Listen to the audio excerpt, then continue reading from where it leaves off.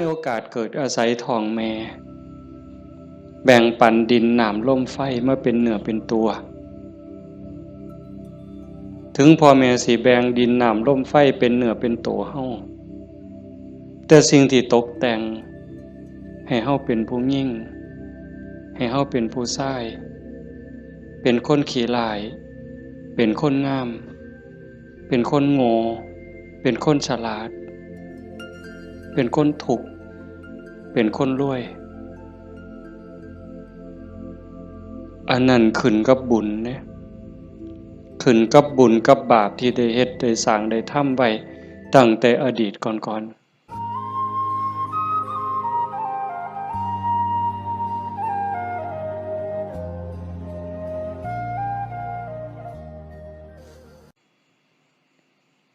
เฮาทั้งหลายจังว่ามีบุญ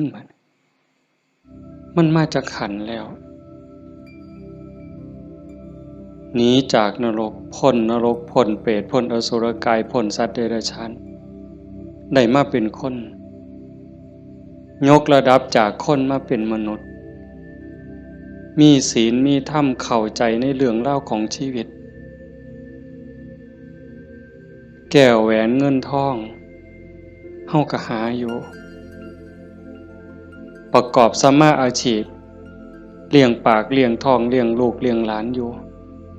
2 มื้อ3 มื้อที่เฮามาอยู่ในสวนธรรมเนี่ยขันไปค้าไปขายเด้มันสิได้จักบาทผู้บางคนได้เป็นพันผู้บางคนได้เป็นหมื่นแต่ญาติโยมคิดว่าเอาไว้ซะก่อนแก้วแหวนเงินทองก็มีค่าอยู่มีประโยชน์อยู่แต่มันบ่สู่บุญบ่สู่บุญบ่สู่กุศลบุญกุศลจะเฮ็ดให้เฮาดียิ่งขึ้นไปกว่านี้สูงขึ้นไปกว่านี้บุญเป็นที่เพิงปุญญานิปะละโลกัสสมิงปฏิทาหุนติปานินังเพราะเหตุว่าบุญนั้นเป็นที่พึ่งของสัตว์ทั้งหลายในโลกหน้าพร้อมทั้งโลกต่อไปเพิงได้ตั้งแต่วินาทีนี้ตั้งแต่วินาทีที่เฮ็ดบุญก็เอากายเอาวาจาเอาใจนี่เฮ็ดบาปก็เอากายวาจาใจนี่เฮ็ดบาปเฮ็ดให้เกิดความทุกข์เกิดความเดือดร้อนคันแม่นเฮ็ดบาปดูๆเฮ็ดบาปบ่อยๆเฮ็ดบาปหลายๆถึงในขณะที่เฮ็ดมันสิม่วนมันสิสะใจก็ตามแต่จักมื้อหนึ่งเวลาหนึ่งมันจะเดือดร้อนในข้าวที่มันลุ่มหลงมันก็บ่ย้านหยังดอกอย่างคนไปรักของเขาคนฆ่าเขาเนี่ยฆ่าสัตว์ลักทรัพย์ประพฤติผิดในกามล่วงเกินลูกหลานสามีภรรยาผู้อื่นนอกใจผัวเมียเจ้าของก็แล้วแต่ขี่ตัวใส่หลายป้ายสียุโย่งให้แตกเหล่าสามัคคีตอนเฮ็ดตอนทำตอนกำลังมั่วเมาอยู่นี่ก็บ่ย้านหยังก็คิดว่ามันบ่มีผลแต่บัดฮอดเวลาหนึ่งมันจะเกิดความเศร้าหมองเกิดความย้านแต่มาว่าทุกคนเนี่ยแม่นสิปากคำเว้ายืนยันนักแน่นว่าบ่เชื่อดอกว่าบาปมีบุญมีชาติหน้าชาติก่อนนรกสวรรค์บ่มีดอกนั่นก็เว้าแต่ปากซ่อมมึงโลดคันมีคนแนวนั้นอยู่ใกล้เฮาปากว่าบ่ย้านแต่ว่าใจส่วนลึกเนี่ยมันยังมีอยู่วันๆอยู่คือกันบัดยามเจ็บยามไข้หรือยามที่บาปกรรมมันตามท่านตกทุกข์ได้ยากลำบากลำบนตอนนั้นสิกระวนกระวายเป็นทุกข์ตั้งแต่ยังมีชีวิตอยู่แต่ขันคนที่เชื่อมั่นอยู่แล้วว่าบาปมีบุญมีชาติหน้าชาติก่อนนรกสวรรค์มี คันเผลอไปเฮ็ดบาปปั๊บด้วยความคิดไม่ออกในเคยเป็นคิดบ่ดีบ่งามกับพ่อกับแม่กับครูบาอาจารย์พาสององค์เจ้าเพียงแค่ความคิดแป๊บนิดเดียวเศร้าหมองเดือดร้อนทันทีเห็นบ่ได้โดนเลยเด้อากาลิโกเลยเด้เกิดทุกข์เกิดเดือดร้อนทันทีบาปคือความทุกข์คือเครื่องเดือดร้อนในปัจจุบันส่งผลไปเรื่อยๆเรื่อยๆขันกำลังบาปมันแห้งมันยังส่งผลอยู่เจ็บไข้ไก่ล้มไก่ตายมันก็หลอกล้อนพาจิตตกไปสู่อบายหนักสุดลงสู่นรกเบาลงมาเป็นเปรตอสุรกายเบาอีกเป็นสัตว์เดรัจฉาน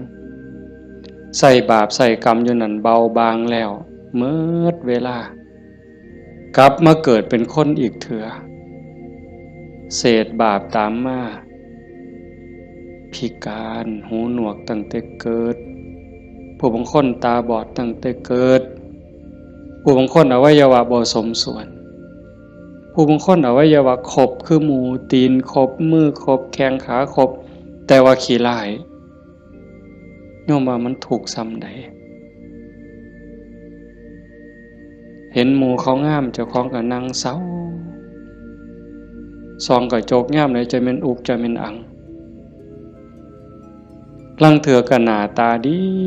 ดีแต่พิการมันมีแนวเหตุให้กลุ่มใจทุกข์ใจอยู่หั่นบ้านเมืองเขามีมือ10 นิ้วนิ้วมือ10 นิ้วเจ้าของพันมี9เป็นตะยูว่าบัดนี้ไหว้พระยามใดก็จักสิเสี่ยงจักสิเฮ็ดจังได๋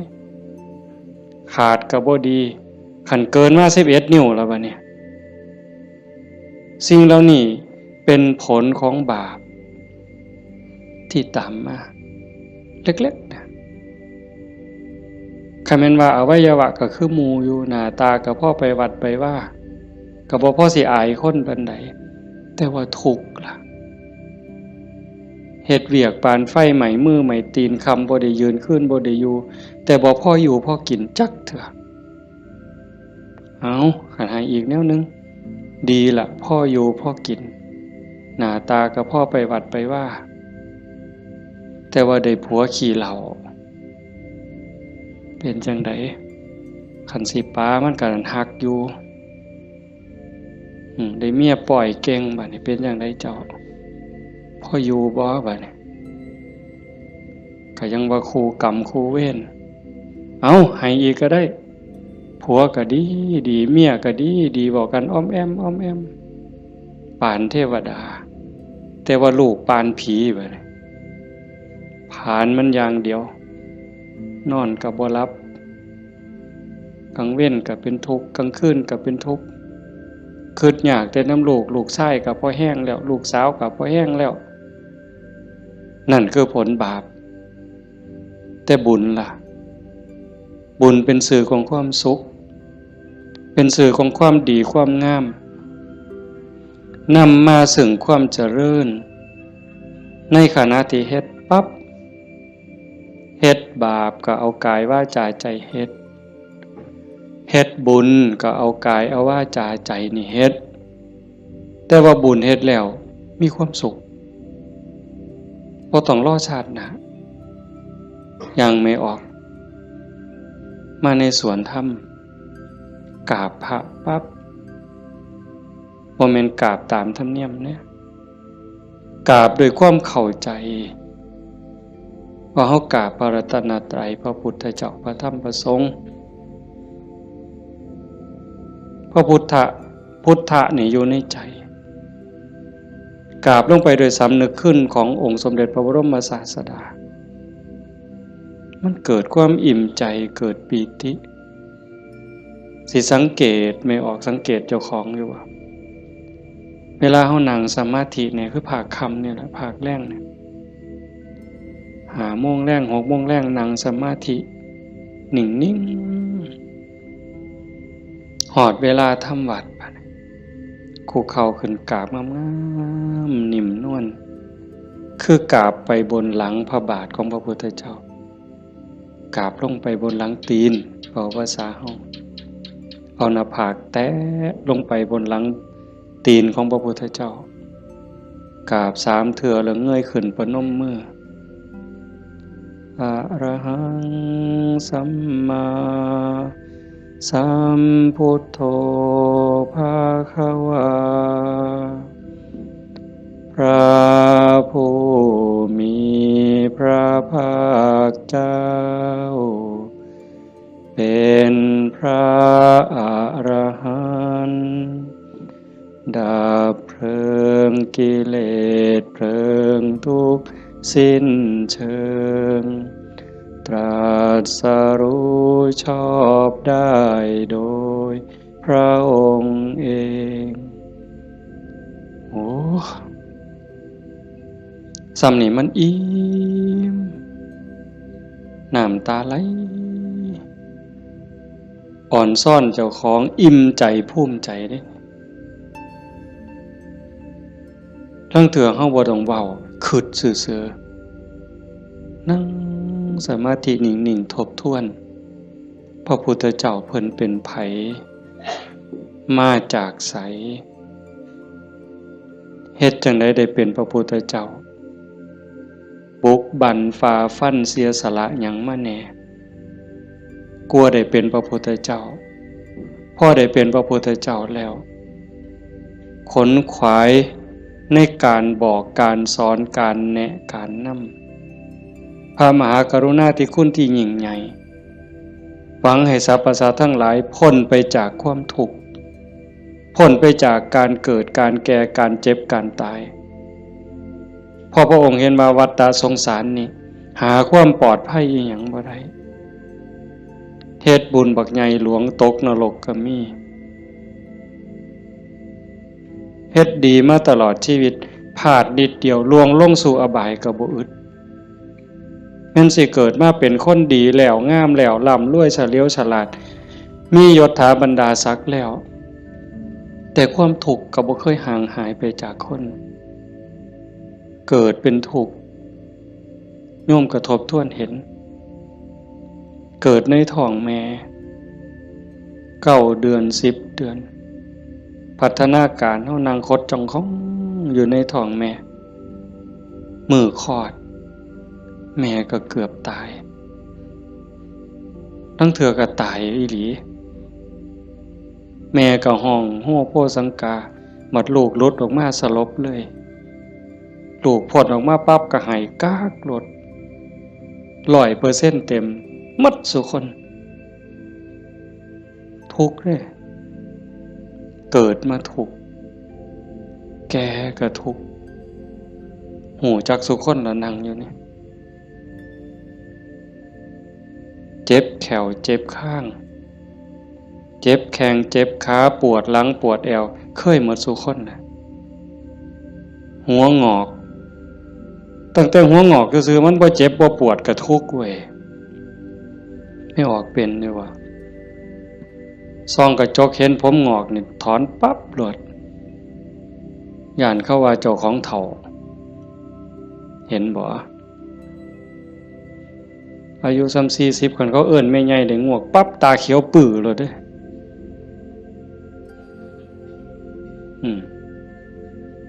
แต่คันอายุ60เขาเอิ้นหน้าสาวอายุปานใดล่ะ60ว่าแต่แม่น45หนู กินฮอดข้าวบ่เลยเป็นบ้าเด้นี่ดีใจอ่ะเห็นบ่เฒ่าก็เป็นทุกข์เจ็บก็เป็นทุกข์ตายล่ะคนตายตอนมันตายแล้วมันบ่ทุกข์ดอกร่างกายหั่นแต่ว่าความรู้สึกนึกคิดน่ะมันห่างย่านตอนบ่ทันตายเนี่ยมันย่านเป็นหยังจังย่านคันคำถามแนวนี้เป็นหยังจังย่านตายบ่มั่นใจในเจ้าของที่จริงกันเฮาเฮ็ดบุญเฮ็ดกุศลสร้างคุณงามความดีไว้เพียงพอมันสิย่านเฮ็ดหยัง อาตมาคือกันอาตมาย่านตายไม่ออกยังย่านตายอาตมาย่านอาตมาตกนรกนี่หม่องมันแมนอีหลีบัดนี้คันว่าตายปั๊บอาตมาจะไปเกิดเป็นเทวดา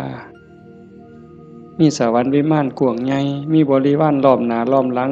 มีทิพย์หมดจังสิไปเกิดเป็นพรหมจังสิไปย่านเฮ็ดหยังบัดนี้ก็สามเฮาสิหนีจากบ่วข้วยนอนจักขี้ตมจักขี้งัวขี้ข้วยไปขึ้นปราสาท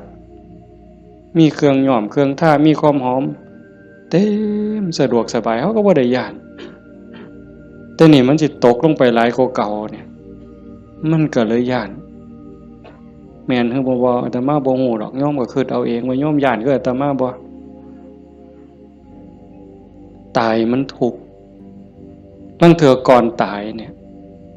ญาติโยมนี่คนประพฤติปฏิบัติธรรมไปร่วมงานศพดูๆไปเยี่ยมคนป่วยบ่อยๆนี่ได้น้อมธรรมเข้ามาใส่ตนซ้ำใดเห็นคนเจ็บคนป่วยทรมานโอ้ยบัดฮอดข้าวเจ้าของสิเป็นจังไดน้อคือดูพอพระพุทธเจ้าเพิ่นบอกว่าโอปัญญิโกควรน้อมเข้ามาใส่ต้นเลือกได้อยู่บ่ล่ะโยมโอ้ยผู้ขาสิเลือกเอาตายด้วยโรคอันนี้ดอกสิเอาไหลตายดอกเอาง่ายที่สุดแล้วเด้นี่เอาวะกินข้าวอิ่มๆกับลูกกับผัวกับเมียแล้วนอนหลับแล้วตายไปเลยนี่ง่ายที่สุดแล้วเอาวะยังบ่ทันหันเอาอยู่เด้นี่ขนาดพิธีที่ดีที่สุดสบายที่สุดล่ะเด้ขันไปเว้าถึงพวกเจาะข้อหายใจบ่ได้เจาะข้อ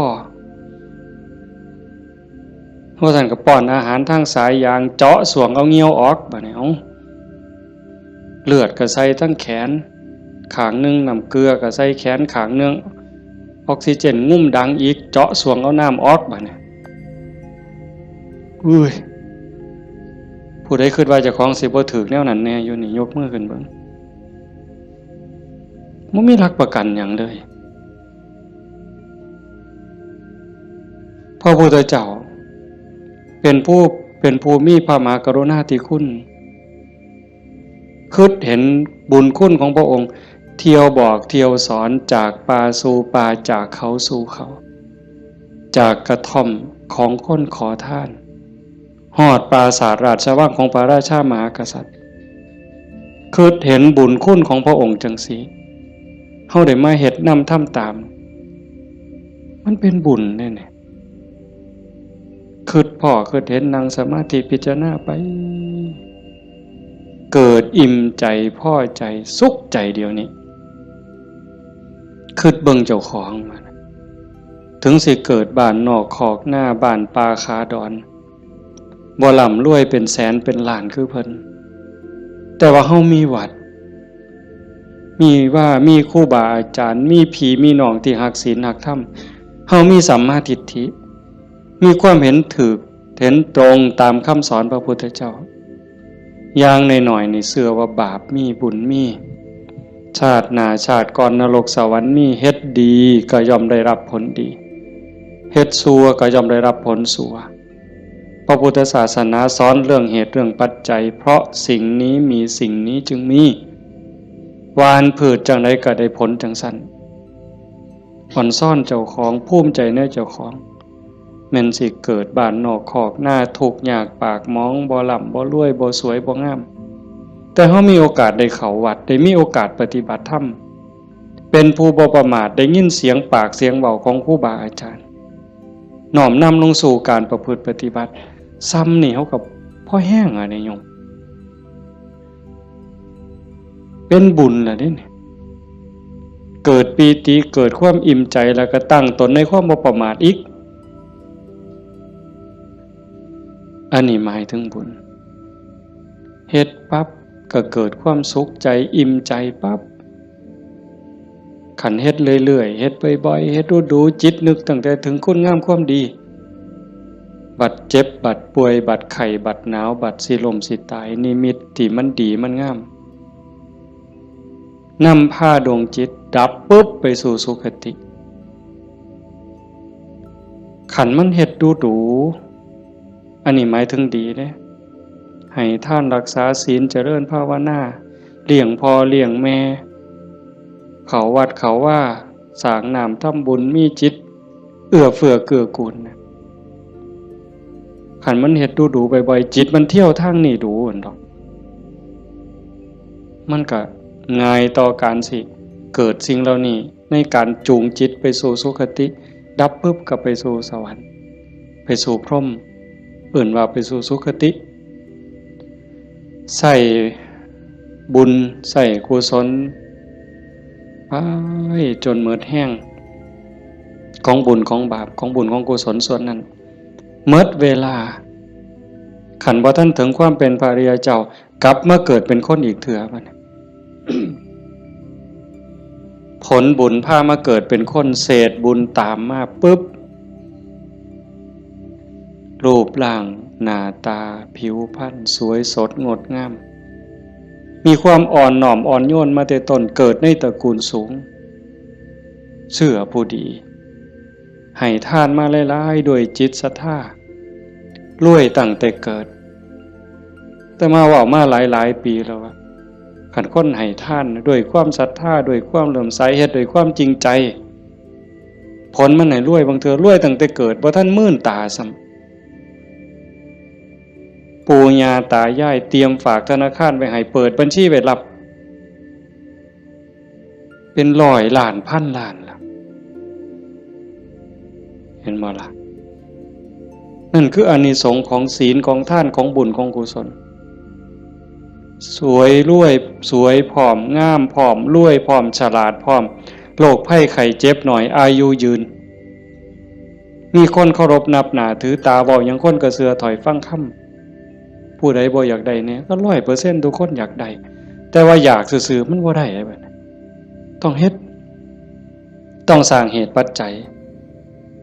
แต่ว่าคนไทยในปัจจุบันเนี่ยอาตมาว่าก็กำลังหลงทางไปไกลคือกันมองจังหนึ่งก็คือศาสนาพุทธเจริญเบิ่งอีกแนวหนึ่งก็คือเสื่อมเต็มทีในเวลาเนี่ยนี่คือชุมนุมชนของเฮาเนี่ยกลุ่มเฮาเนี่ยคือเจริญอยู่แต่ว่าอีกกลุ่มหนึ่งมันอาศัยพุทธศาสนาติดยี่ห้อพุทธศาสนาแต่ว่าเนื้อในแกะกล่องเปิดขวดกินเข้าไปมันบ่แม่นบ่อยากเว้าหลายปานใดดอกเรื่องหมู่นี้แต่มันต้องเถือกับเป็นตะเว้าอ่อนวอนบวงสรวงพิธีกรรมเนี่ยมันออกนอกทางหมดนิยมคันมันสิง่ายปานนี้พระพุทธเจ้าสิมานั่งเฮ็ดหยังสิสอนเฮาให้ฝึกให้ฝนให้เพียรเฮ็ดหยังครูบาอาจารย์หลวงปู่หมั่นหลวงปู่ชาเอาชีวิตเกือบบ่รอดก็สั่นก็ครึ่งฝ่ายแล้วก็มาผูกหัวเจ้าของก็สวดซะทีล่ะอิติปิโส1,800,000ก็ได้ตัวให้มันหอเวินกิเลสคูโคบเอาโลดติล่ะมันแม่นบ่ล่ะกระแสนี่กำลังแห้งไม่ออกกระแสนี่กำลังหลาย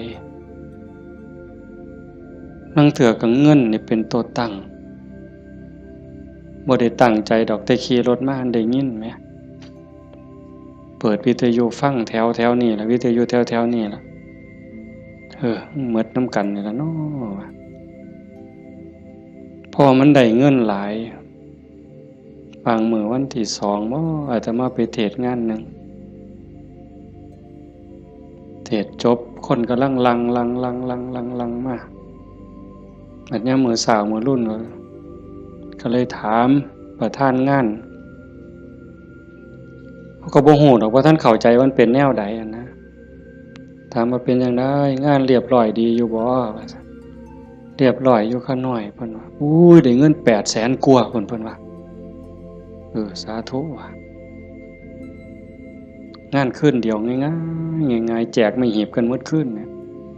อยากเคาะหมดไว้ก็ออกแบ่งใหญ่ๆถ้ามาเสือว่าพระพุทธเจ้าบ่สอนแล้วก็บ่ได้พาเฮ็ดแนวนั้น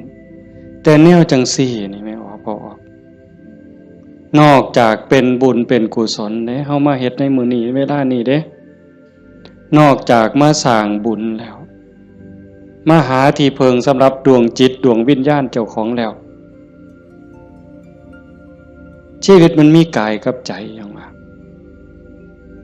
ร่างกายประกอบด้วยดินน้ำลมไฟเหมือนเวลามันก็แตกสลาย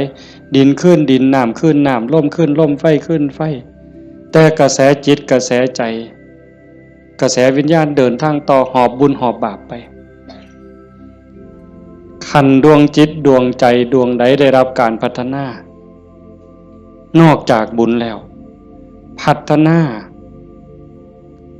คือมันเฮ็ดให้เกิดให้มียกระดับเจ้าของสูงขึ้นจากอำนาจการบีบคั้นกดขี่ข่มเหงของกิเลสคือความโลภความโกรธความหลง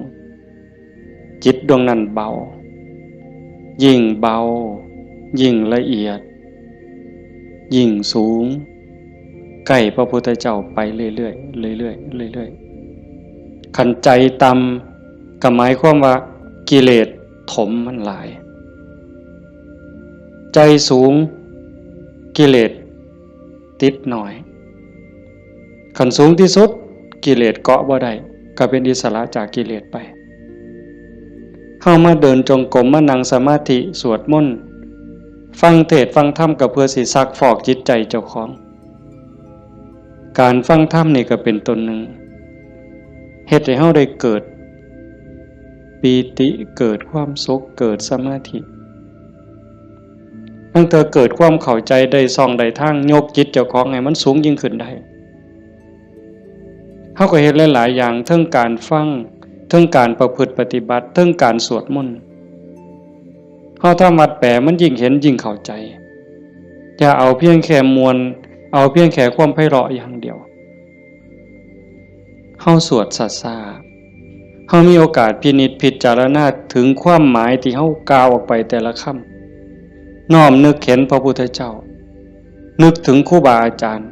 พระอริยสงฆ์คือจังเพิ่นบอกเพิ่นสอนอ่านไปนำสวดไปนำพิจารณาหาเหตุหาผลหาความหมายนำมันจะได้เข้าใจยิ่งขึ้นคันเฮาคิดจังสี่คือโยมพอออกผู้เป็นเจ้าภาพเป็นตะเงิดคนอีหลีเด้อาตมาเห็นอาจจะเห็นมาหลายแต่จื้อได้นี่เป็นรายที่สองผู้หนึ่งโยมเพื่อสังขะจังหวัดสุรินทร์เฮ็ดแรกๆเนี่ยเฮ็ดเป็นรีสอร์ทเฮ็ดสวนนี่เป็นรีสอร์ทมีบ้านพักเอาไปเอามาไปปฏิบัติธรรมดูเขาก็คือสิบ่ต่างกับเจ้าภาพเฮาใจตกลงไปในกระแสธรรมหักศีลหักธรรมมั่นใจแล้วว่าอันใดสิเป็นที่เพิงของชีวิตอันใดสิเป็นสมบัติควรสิถือออกจากโลกนี้ก็ค่อยๆเปลี่ยนบัดจากรีสอร์ทจากบ้านพักนัดพี่นัดน้องไปร่วมปฏิบัติจากกลุ่มก่อนเล็กๆจัดประกาศงานบักใหญ่มีงานปฏิบัติธรรมมาหลายปีตั้งสถานีวิทยุคือกันเลย2 ปีที่ผ่านมาหลังเนี่ยจัดงานปริวาสโยมได้ไหนไม่ออกได้ไหนเอาสวนเจ้าของจัดเป็นงานปฏิบัติธรรมนิมนต์พระมาเขาอยู่ปริวาสกรรมญาติโยมไม่ออกชาวบ้านกับมาร่วมปฏิบัตินำกับพ่อๆกันนี่แหละครับเฮาแต่เพิ่นก็มีพระเสริมเข้ามานี่คือมั่นใจแล้วว่าสิ่งที่สิถือออกจากโลกนี้นอกจากบุญกุศลคุณงามความดียังมีโอกาสได้คัดเกลาจิตใจยกระดับจิตวิญญาณเจ้าของให้สูงขึ้นให้มันสูงขึ้นจากอำนาจของความโลภความโกรธความหลง ความอิจฉาริษยาอาฆาตพยาบาทจองเว้นหน่อยเนื้อต่ำใจบุญยังบ่ท่านปลอดภัยปานใดเลยดีอยู่แต่บ่ท่านปลอดภัยเพราะว่าคำสอนของศาสนาญาติโยมก็ได้ยินอยู่แล้วหลายๆมื้อเขาก็ทำวัดอยู่ประจำละชั่วประพฤติดีเห็นบ่ละชั่วประพฤติดีทำจิตให้บริสุทธิ์ตัวจิตบริสุทธิ์นี่จึงเป็นพุทธศาสนาละชั่วมาเฮ็ดดีนี่มันยังบ่ทันฮอดพุทธศาสนาแต่มันเป็นหลักษากลของโลกของจักรวาลผู้ใดเขาก็สอนกันแบบนี้เนี่ยโยมก็ลองพิจารณาว่าชีวิตเฮาที่เหลืออยู่เนี่ยเฮาสิเฮ็ดจังได๋จังสิใกล้พระพุทธเจ้าใกล้หลักธรรมเข้าไปที่สุดจากชั่วมาถึงดีจากดีไปถึงว่างจากชั่วมาถึงดีจากดีไปถึงว่างตัวทางสายกลางเนี่ยเฮาเดินจงกรมเฮานั่งสมาธิแน่ๆแล้วว่าเฮานั่งเอาบุญแต่ว่าเหนือกว่านั้นเด้การพัฒนาการยกระดับจิตโยมก็ต้องเบิ่งนำ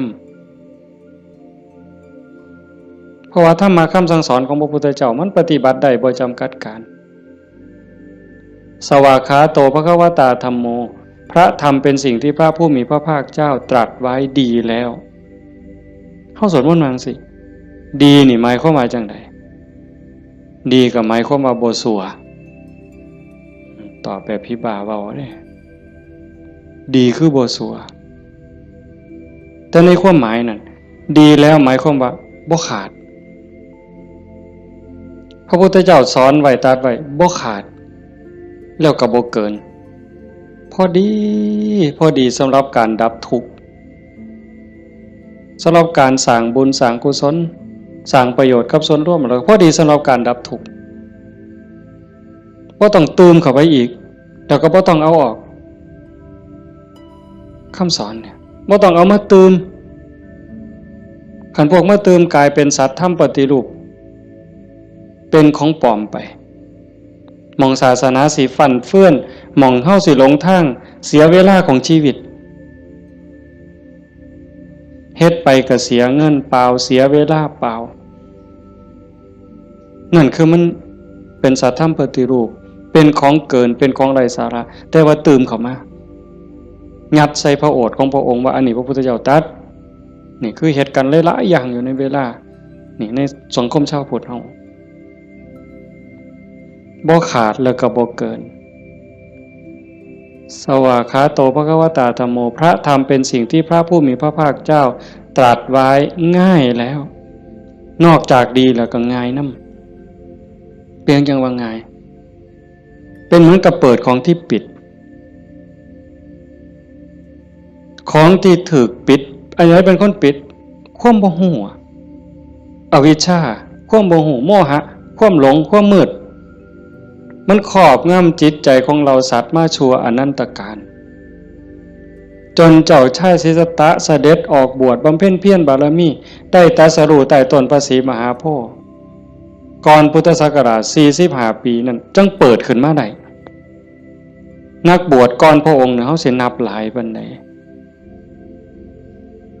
เป็นหมื่นองค์หมื่นศาสดาหมื่นครูอาจารย์ที่แสวงหาแต่ว่าบ่มีผู้ใดพอเปิดบ่ออกบุญบารมีบ่ถึงแต่เจ้าชายสิทธัตถะบำเพ็ญบารมี20อสงไขยกำไรแสนมหากัปบารมีเต็มเปี่ยมจังสามารถเปิดของที่ปิดหงายของที่คว่ำจุดแสงสว่างในที่มืดบอกทางแก่คนหลงทางนี่คือคำสอนของพระพุทธเจ้าเด้เปิดของที่ปิดหงายของที่คว่ำบอกทางแก่คนหลงทางจุดแสงสว่างในที่มืดก็จังว่าตรัสไว้ง่ายแล้วธรรมมันอันมีส่วนขี้ริ้วพระองค์เฉือนออกหมดสิ้นแล้ว ตัวใดมันเฟือมันฝุ่มเฟื่อยเป็นเรื่องไร้สาระเฮ็ดให้เสียเวลาพระองค์ปาดออกเฉือนออกหมด คือกันครับใบใหม่เมดป่าแต่พระองค์นำมาสอนซ้ำกับกำใหม่ในมือใบใหม่ในกำมือเนี่ยม่วนหลายมันบ่เป็นประโยชน์บ่เป็นไปเพื่อการดับทุกข์มันอาจเสียหลายคือกับใบใหม่ในป่าสูตรนั่นสูตรนี่สูตรยารักษาโรคสูตรสะเดาะเคราะห์ต่อชะตายังก็สิบอกกันคือซุมื้อเสริมดวงเสริมมงคลนั่นก็แล้วแต่วิชาที่มันบ่เป็นไปตรงไปเพื่อความดับทุกข์พระองค์บ่เอามาสอนเฉือนออกบ่เอามาเว้าถือเป็นเรื่องไร้สาระเป็นหยังจังเอาแต่สิ่งที่มันเป็นประโยชน์ล้วนๆเอาแต่แก่นเพราะว่าวันเวลาของชีวิตเฮาบ่พอโยมชีวิตหนึ่งๆเฮาบ่พอสำหรับการจะปลดเปลื้องกิเลสออกจากใจเป็นเรื่องรีบด่วนวันเวลาของชีวิตเฮามันบ่ถึง100 ปีจะคนเนี่ยเห็นบ่เบิ่งดีๆเด้เฮาเกิดมาอยู่ในโลกนี่มันบ่เกิน100 ปีหลายคนอยู่นี่60แล้ว70แล้วอายุจน70หัวงอกแขวหักแล้วเนี่ยกิเลสลดลงหรือยังถามเจ้าของเบิ่งยังเครียดให้ลูกเขยบ่เครียดให้ลูกไผ่บ่ไปตักอาหารยามมื้อเช้านี่มันอยากได้หลายเกินจำเป็นบ่นั่งเถื่อตักไปก็อันนี้ก็สิเป็นตาแซ่บอันนี้ก็สิเป็นตาแซ่บตักไปตักมาแงกเบิ่งถาดโอ้มันสิกินหมดบ่พ่อละเพิ่นว่าย่างสิวิตโตเฮ็ดบักสมยังถอยกลับหลังมาอีกอยู่2 ก้าวกำปึ๊บอีกอยู่นี่คือเฮาพัฒนาบ่ทันไปเนี่ยตอนนี้อายุ70นี่เอาบักสมมาหน่วยนึงยังบ่พอยังเอาหน่วย2ไว้เสียงไว้ให้หลานอยู่มื้ออื่นมื้อเนี่ยเจ้าว่ามันของเล่นซั่นบ่กิเลสเนี่ยสิเอาชนะมันแนวใดหลายภพหลายชาติหลายแสนชาติล้านชาติมาแล้วที่เฮาแพ้มาตลอดแต่ว่าก็ใครแน่ชาตินี้ได้มาเป็นคนสู่ตอนในสนามนี่เวทีนี่ก็แม่นนักมวยนี่คือเวทีแก้มือแม่ว่านัดล้างตาก็แม่นการแก้มือกันเป็นกีฬาหยังก็ตามนี่เป็นไฟหนึ่งเป็นเกมหนึ่งที่เฮาสิเอาชนะมันแต่ตอนนี้จากยกแรกมาจนฮอดยก5นี่เฮาถึกมาสะบักสะบอมเนี่ยนับ8ก็หลายรอบแล้วอีกบ่ถึงนาทีแล้วเด้มันสิหมดยก5นี่สิหวังน็อกอยู่บ่เจ้าสิถึกศอกกลับเขามิดอ้อยซอยอีกยกนึงบ่จักนี่ต้องมึงให้เห็นเนี่ยจังว่าพระพุทธเจ้าเพิ่นเฉือนออกหมดสิ้นแล้วเอาแต่เรื่องทุกข์เรื่องดับทุกข์จ่อเข้ามาคันเอาว่าท่านเข้าใจซ้ำนั่นอ่านความรู้สึกเจ้าของมันเฮามาเดินจงกรมนั่งสมาธิซ้ายย่างเนาะขวาย่างเนาะสิย่างพุทโธก็แล้วแต่ย่างเฮ็ดหยังอาตมาอาจสิเว้าบ่ถูกเด้ญาติโยมอาจจะเข้าใจกว่าอาตมาก็เว้าไปตามบ่าซั่นเนาะย่างเพื่อฝึกสติเพื่อเพิ่มความถี่ของสติสัมปชัญญะสติคือความระลึกได้สัมปชัญญะคือความรู้ตัวฝึกบ่ให้เฮาเผลอนี่เอาวันนี้เรื่องบุญน่ะมันของตายอยู่แล้วไม่ออกบ่ออกเรื่องบุญน่ะของตายเพียงแค่เฮาตั้งอกตั้งใจมีศรัทธามาเฮ็ดในบุญของตายมันได้อยู่แล้วจากชั่วมาถึงดีจากดีมาถึงว่างจากบาปมาถึงบุญจากบุญไปถึงว่างเนี่ยบุญของตายเฮาเพียงแค่มีศรัทธามานี่มันมหาศาลแล้วบุญเป็นต้นหนุนแต่เฮาสิเอาดีกว่านั้นบ่คันเจ้าดีกว่านั้นทุกอย่างก้าวที่เฮาย่างซ้ายหูว่าซ้ายขวาหูว่าขวาคันสิเอาขวาพุทธซ้ายโทก็ให้ฮู้อย่าให้จิตออกนอกปกติคนเฮานี่จิตมันสิส่งออกนอกย้อนไปอดีตบ้าง มื้อวานมื้อก่อนปีกาย10 ปีก่อนยังเอามาคิดดีบ่ดีก็ให้คือเห็นแนวเป็นตะทุกข์หลายเศร้าหลายนอนให้คือเห็นตั้งแต่10 ปีก่อนพุ่นอันนี้ก็บ่แม่นคิดไปคิดมาเห็นตั้งแต่อดีตได้ตามใจเฮ็ดอันนั้นก็แม่นหมดแน่นหมดถูกใจเจ้าของหมดนอนหัวยุ่มอยู่อันนี้ก็บ้าบ่แม่นคันบ่อยู่กับอดีตบ่นี่พูดอนาคตมื้ออื่นมื้อนี้ผู้เขาหดบ่นอพูนย่านผู้เหี่ยวมึงดิล่ะอีหล่าหลานน้อยมันสิคิดฮอดแม่ใหญ่มันบ่นอ ไปดอกเด้อันนั้นอันนี้มันสิได้เป็นจังซี่บ่เกิดความวิตกกังวลไปข้างหน้าอันนี้ก็บ่แม่นการประพฤติปฏิบัติพระพุทธเจ้าเพิ่นบอกให้อยู่ในปัจจุบันอดีตก็ละไปแล้วอนาคตก็ยังไม่มาให้อยู่กับปัจจุบันที่เฮาพุทโธนี่คือเห็นปัจจุบันหายใจเข้าพุทนี่เห็นปัจจุบันโธออกนี่เห็นปัจจุบันนี่เมื่อมีสติอยู่กับปัจจุบันอันนี้เป็นเครื่องฝึกเป็นเครื่องมือในการฝึกจิตที่มันเคยวอกแวกไปอดีตแน่อนาคตแน่บ่นิ่งแน่เพราะเฮาจับไว้กับอารมณ์พระกรรมฐาน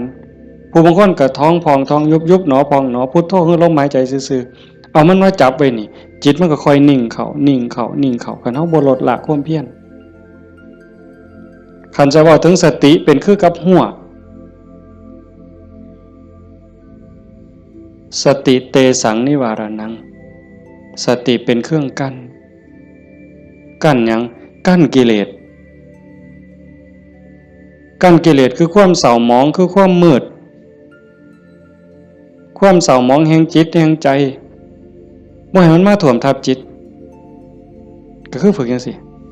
คันสมมุติว่าสติเป็นเครื่องหัวเป็นหลักหัวมื้อนึงคือฮอดพุทโธเทื่อนึงขาดบ่เนี่ย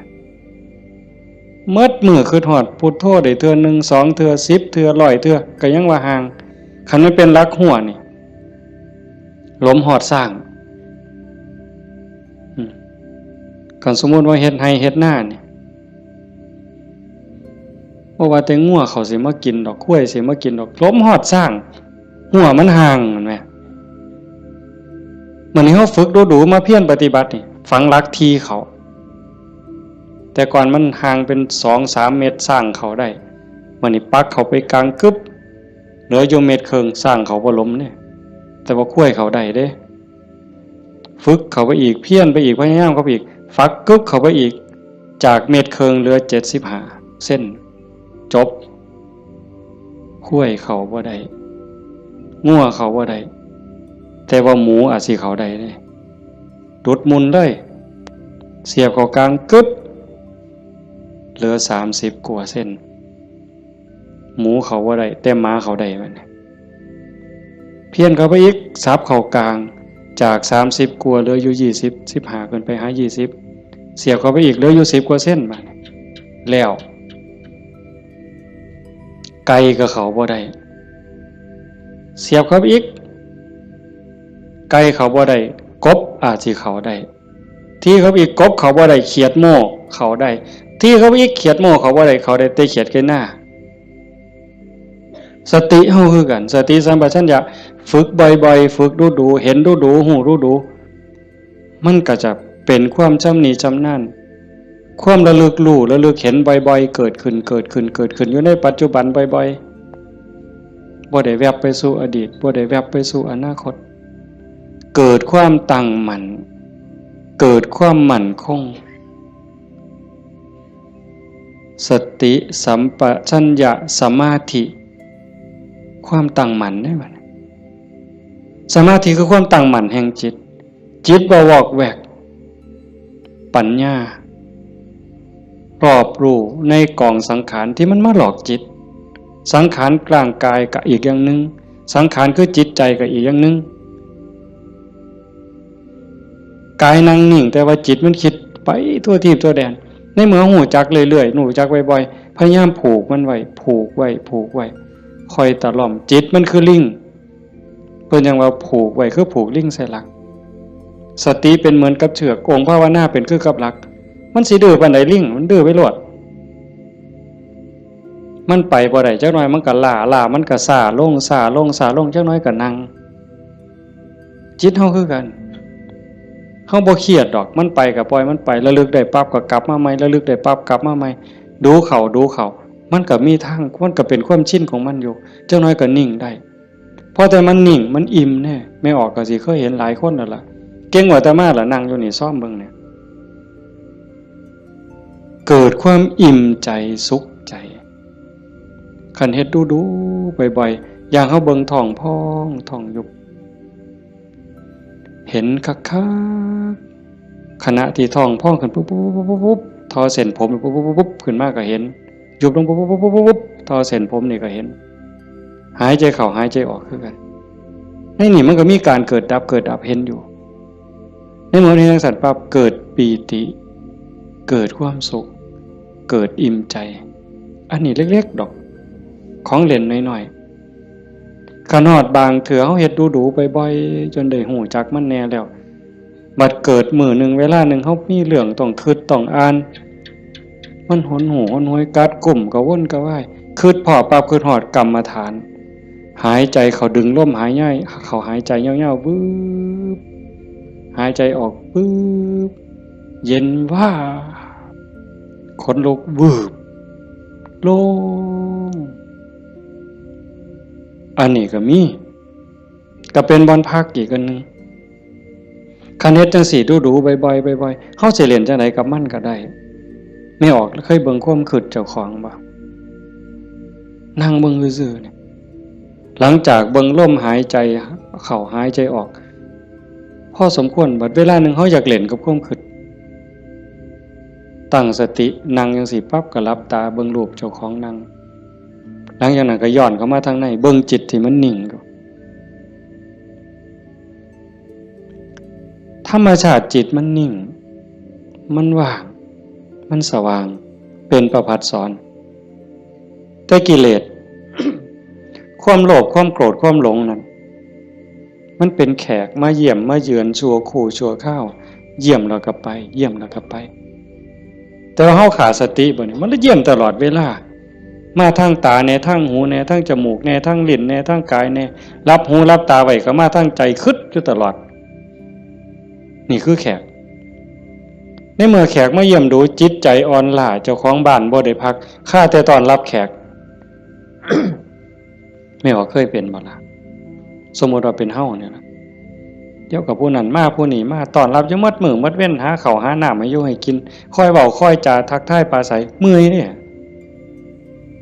คนบ่ได้พักก็เมื่อยก็ล้าใจบ่ได้พักก็คือกันเดี๋ยวก็โลภเดี๋ยวก็โกรธเดี๋ยวก็หลงเดี๋ยวก็ฮักเดี๋ยวก็ซังเดี๋ยวก็ย้านอยู่หั่นแต่คันเฮาได้เฮ็ดสมาธิได้ภาวนาจิตมันได้พักเป็นพักเกิดความหนักแน่นมั่นคงเด้เวลาที่จิตเฮามีสมาธิเกิดความหนักแน่นมันบ่เป็นสมาธิแบบที่เฮาเว้าถึงกันจนว่านิ่งสว่างดับไปเป็นชั่วโมง2ชั่วโมงเป็นมื้อเป็นเว้นก็สร้างเพียงแค่เฮาเห็นลมเข้าลมออกเนี่ยคือเห็นพุทโธติดต่อกันจัก5นาที10นาทีมันมีแห้งแท้เด้ไม่ออกหลายคนเป็นอยู่มั้งเห็นพุทโธลมเข้าก็พูดลมออกก็โธต่อกันจัก5นาที10นาทีนี่มันเกิดความมั่นคงในใจคันแม่นกกเสานี่ก็ซ้ำเสาปูนแล้วอยู่บ่ติงเด้จิตใจบ่หวั่นไหวนักแน่นมั่นคงโยกบ่ได้เห็นบ่เจ้าขันไปกว่านั้นบัดน่ะอ่านเบิ่งความคิดปั๊บหูปั๊บคิดปั๊บหูปั๊บคิดปั๊บหูปั๊บเฮานั่งจังซี่คือกันไม่ออกคันสมมุติว่าเฮาพุทโธแล้วมันมักคิดเอาแนวใหม่มึงคิดกูสิเบิ่งบัดนี้บ่พุทโธแล้วเศร้าพุทโธคิดปั๊บหูปั๊บคิดปั๊บหูปั๊บบ่คิดต่อมันเด้บ่คิดซอยมันหูมันซื่อๆมันเศร้าเด้หูปั๊บมันเศร้าเลยเด้มันอยากอาย ซ้ำกับลูกกับหลานสิไปลักกินของเนี่ยเสียงตาหน่อยเบิ่งหดมือปั๊บรถได้เป็นแนวนั้นเบิ่งความคิดอันนี้ก็ตนหนึ่งเอาไปเอามาหูขบวนการกันแรกๆตั้งเถอะมันคิดไปแล้วสมมติก็เขียนหนังสือนี่บออานอบานไม่โทบ้านบออัวบัวออามองามฮอดพุ่นจังคิดออกฮอดม่อมาหรอโอ้ยคิดไปอย่างฮอดพุ่นตั้งสติไหมมันเขียนไหมมันอาจสิฮอดงออาบ่ทันได้ม่อมาฮอดสระปั๊บหูปั๊บขันหูรู้มันสิสั่นเข่าได้บัดแต่ขันแรกๆปั๊บมันฮอดงออามองามบ้านบัวงามมันเฮาตั้งสติดีๆเอาก่อนมันมาฮอดม่อมาเนี่ยมันว่าหยังก่อนสระอาก่อนสระอาเด้งองูก่อนงองูเด้ว่าแหวนก่อนว่าแหวนมหานากาศก่อนมหานากาศบ่ใบไม้ไล่ถอยกลับมาลุ้นไปอีกสั่นเข่าคิดปั๊บหูปั๊บคิดปั๊บหูปั๊บการปรุงแต่งของจิตของสังขารมันไปบ่ได้ไกลเพราะหูมันอยู่จอบมันอยู่จากไปหอดบ้านบัวงามมันต้องบัดสุดท้ายมันหอดเพียงแค่บออาเพราะท่านไม่โทษสั่นเข้ามาหอดบอใบใหม่มัดโตเบิ่งดูบอใบใหม่เพียงแค่ขอดหัวหูจักหยุดปุ๊บเป็นแนวนี้ก็เป็นตรงมันว่างตรงมันนิ่งตรงนี้กิเลสบ่มานั่นคือจิตเดิมสะอาดบริสุทธิ์บ่พาเจ้าของถูกเข้าใจได้เลยว่าคำสอนของพระพุทธศาสนาสูงสุดเพื่อบ่ทุกข์คำสอนของพระพุทธเจ้าทั้งหมดเป็นไปเพื่อดับทุกข์เป็นไปเพื่อพ้นทุกข์จังว่าความว่างจากความยึดมั่นในความเป็นตัวเป็นตนในสิ่งที่ใดที่มีที่เป็นเฮาประพฤติปฏิบัติจังสี่คือกันเดินจงกรมนั่งสมาธิเพื่อเจริญสติสัมปชัญญะปัญญาสมาธิให้มันหูเท่าทันในเมื่อกิเลสเกิดมากระทบกิเลสคือความทุกข์คือความเดือดร้อนความเศร้าหมองต่าง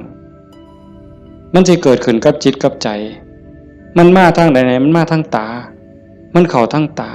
เข้าทางหูทางจมูกทางลิ้นทางกายทางใจเพิ่นเอิ้นว่าอายตนะอายตนะเป็นเครื่องเชื่อมต่อภายในก็มี6ภายนอกก็มี6ตามันเป็นคู่กับรูปหูเป็นคู่กับเสียงจมูกเป็นคู่กับกลิ่นลิ้นเป็นคู่กับรสกายเป็นคู่กับสัมผัสใจเป็นคู่กับอารมณ์มันใส่ตาใดเข้าทั้งตาใดมันเข้าทั้งตาใส่หูใดมันเข้าทั้งหูใส่ดังใดมันเข้าทั้งดังใส่ลิ้นใดเข้าทั้งลิ้นรับหูรับตาไว้มันเข้าทั้งใจไปเฮาฝึกสติสัมปชัญญะเพื่อให้อยู่กับปัจจุบันให้มันเท่ามันทันให้มันเร็วเวลาเกิดการกระทบตาเห็นรูปปั๊บตาบอดมันต้องเห็นตาบอดมันต้องเห็นเป็นเรื่องธรรมดาเห็นปั๊บเฮ็ดจังได๋บัดเฮ็ดจังได๋ในเมื่อตาเห็นรูปปั๊บเฮาสิรักษาใจบ่ให้มันหักบ่ให้มันสั่งบ่ให้มันดีใจบ่ให้มันเสียใจนี่คือตัวปฏิบัตินี่คือทางสายกลางเห็นปั๊บให้ใจเป็นปกติคือบ่ทันเห็นคือกับเฮานั่งเบิ่งพุทโธพุทโธตาเห็นปุ๊บหูปั๊บแต่ว่าให้นิ่งอยู่คือเก่าอย่าให้เกิดดีใจเสียใจอย่าให้เกิดหักเกิดสั่งขันมันจำเป็นสิต้องจัดการกับสิ่งที่เฮาเห็นก็เฮ็ดด้วยจิตเป็นปกติสมมติว่าขึ้นไปตั้งเฮือนมีขี่ไก่ไปด่าไก่กับบ่แม่นอีกปล่อยให้ไก่กับบ่แม่นอีกละคิดเป็นตาสร้างไก่กับบ่แม่นอีกละบ่ถึงมัดเฮ็ดให้จิตเป็นปกติยากอยู่ได้บ่ง่ายจักเม็ดไม่ออกย้อนเฮาเฮ็ดบ่ได้นี่เฮาจังเกิดจังตายเที่ยวตกนรกเป็นเปรตอสุรกายเที่ยวขึ้นสวรรค์เที่ยวลงนรกอยู่นี่ย้อนเฮ็ดจิตเป็นกลางบ่ได้เห็นขี่ไก่ก็สิไปสั่งไปด่าไก่แต่คันเห็นเงินแบ่งพันถิ่มอยู่เป็นจังได๋บัดมันสิว่าดีใจที่ละว่าติ อันนี้ก็บ่ถึกดีใจพอใจก็บ่แม่นให้จิตเป็นปกติคันสิจับสิหยิบมันมีเจ้าของบ่ก็หยิบไปหาเจ้าของเอาเก็บไว้ซะก่อนก็จังค่อยไปกาดหาเจ้าของก็บ่คิดว่าสิเอาจังสี่คือกันคันบ่มาทางตาล่ะมันมาทางหูบัดนี้สมมุติว่าเขาด่าปุ๊บได้ยินเสียงด่ามาเฮ็ดจังได๋สิเฮ็ดใจเป็นปกติบ่เสียใจบ่น้อยใจคันพวกเพิ่นปฏิบัติเนาะเพิ่นจังว่าได้ยินเนาะเอาสติไว้ที่หูเกิดขึ้นที่หูก็ดับลงที่หูได้ยินเนาะบ่ให้ราคามันเถาะบ่ให้ราคาเลยบ่ดีใจนำบ่เสียใจนำเสียงกระซักว่าเสียงบ่แม่นสัตว์บุคคลตัวตนเล่าเขาเว้าง่ายแต่ว่าเฮ็ดยากที่สุดก็ย้อนว่าฝึกบ่ทันพ่อคันผู้ฝึกได้แล้วก็เย็นคือเก่าเด้คือหลวงปู่ชาเพิ่นว่าผู้ที่ฝึกบ่ทันได้คือบ่ทันเข้าใจคนด่าย่างไปเสาก็ด่าไปยามแล้งก็ด่าเห็นยามใดด่ายามนั้นก็ไปเครียดให้มันเป็นยังด่ากูเพิ่นว่าหมัดมือนึงเขาว่าอย่าไปหัวซ่ามาเด้อผู้มันด่าคนเนี่ยเป็นบ้าตัวเศร้าเครียดเศร้าสั่งนั่นคือจิตเป็นกลางแล้วกลับคืนสู่ฐานเดิมของมันคันเขาให้เขาด่าเขาจมให้เฮาบ่ฮู้ท่านว่างจิตบ่เป็นก็ไปเครียดไปขมหาทางตอบแทนสิเอาขึ้นจองกรรมจองเวรไว้แต่ขันทาย่องแล้วบัดเนี่ยเป็นจังไดบัดแต่คำย่องคำย่อมากเฮาก็ดีใจก็บวกฟู่ขึ้นบ่ถือคือเก่าเสียใจก็บ่ถือดีใจก็บ่ถือแต่ให้จิตเป็นกลางๆนี่คือขอปฏิบัติธรรมชาติจิตเป็นจังซั่นมันบ่เคยฮักไผมันบ่เคยสร้างไผจิตนี่ฮักก็บ่เป็นสร้างก็บ่เป็นดีใจก็บ่เป็นเสียใจก็บ่เป็นโลภโกรธหลงก็บ่เป็นย่านหยังก็บ่แม่นมันเป็นปกติของมันอยู่กลางๆจังซั่นแต่ว่ารักโกรธเกลียดกลัวอิจฉาริษยาน้อยเนื้อตามใจย้อนกิเลสมาย่อมแขกมาเยี่ยมนี่มันพาเจ้าของบ้านป้วงเดี๋ยวนี้ก็ซ้ำกับเฮาอยู่เฮือนธรรมดานี่แล้วเคยเห็นอยู่ตัวบางปีใหม่นี่ลูกหลานเฮาอยู่เฮือนธรรมดากับพ่ออยู่บัดหมู่มาส่วนกินเหล้ามันก็เมาอยู่เฮือนเฮาหั่นแหล้วเป็นจังได๋ซั่นพาเจ้าของบ้านป้วงเลยให้เฮารักษาใจเจ้าของให้เป็นปกติเฮาประพฤติปฏิบัติเพื่อสิ่งนี้เด้โยมตาเห็นก็ให้รักษาใจไว้ปกติหูได้ยินก็รักษาใจไว้ให้เป็นปกติจมูกได้กลิ่นหอมเหม็นก็ปกติลิ้นได้รสก็ปกติแซ่บบ่แซ่บนัวบ่นัวก็ปกติคันมันสิเติมก็เติมไปที่ละน้ำปลานั่นสิเติมเกลือก็เติมไปที่แต่อย่าไปคิดสร้างแม่ครัวอย่าไปจมให้เขาหนาวร้อนมันหนาวมากก็แม่นว่าสิทนกรรมฐานนี่บอกว่าให้ปล่อยว่างมันหนาวก็สิเสืออยู่ซื่อๆบ่ห่มมันดอกผ้านี่ก็แล้วแต่ว่าธรรมชาติมันก็ให้ห่มแต่ว่าก็อย่าทุกข์อย่าเดือดร้อนรักษาใจเป็นปกติคันบ่จังซั่นนี่คนมันติดชั่วก็ติดได้ไม่ออกดีก็ติดชั่วก็ติดแม่นบ่หมู่เจ้าว่าเฮาไผสิเถียงสมมุติว่าตาเนี่ยมันก็บ่แม่นว่ามันสิมักแต่ของถูกใจมันเด้มันได้สิถูกตาแล้วมักเบิ่งได้สมมุติว่าเห็นผู้สาวเห็นผู้บ่าวเห็นคนงามที่เฮาพอใจบ่แม่นเฮาสิเบิ่งแต่คนที่เฮาพอใจเด้เขาเดียวก็เหลียวเบิ่งก็ดีใจโอ้ยงามเนาะโอ้ยพอใจเนาะบ่แม่นแต่จังซั่นอันคนผู้เฮาสร้างนี่ไม่ออกเคยเป็นบ่โอ้ยจะแม่นกูสร้างปานตาสิแตกเพิ่นว่าสร้างปานตาสิแตกแต่ว่าแม่นเบิ่งบ่เศร้าเนี่ยเอ้าเคยเป็นบ่หมู่เจ้าบ้าหือดีซั่นคำนั้นเป็นตาสร้างกูบ่อยากเห็นก็อย่าไปเบิ่งอีกติล่ะเพียงจังเบิ่งบ่เศร้าซั่นเห็นบ่นี่คือมันโง่อาตมาผู้หนึ่งล่ะโง่แนวเนี่ยผู้ใดเศร้าโง่เนี่ยสาธุนำเด้อว่ามันเป็นตาสร้างยังไปเหลียวเบิ่งดูอยู่เอาดังบัดนี้ทั้งจมูกเนี่ยกับมันเราคนมักหอมติดหอมอย่างเดียวได้ไม่ออก มื้อเจ้าเป็นบ่ติดเหม็นแหมปลาแดกแหมปลาแดกเหม็นนี่ฮะว่าปลาแดกหอมเด้ตำบักฮวงคือสิแซ่บเพิ่นว่านักเข้าไปกว่านั้นเล็บตีนสักโอ้ยบ้าคือดีกิ่มเล็บตีนสักออกมาเหม็นๆแทนที่สิทิ่มนะดมเว้ยดมเท่านึงก็บ่ว่าเด้ดมเท่าสองอ่ะบ่แล้ว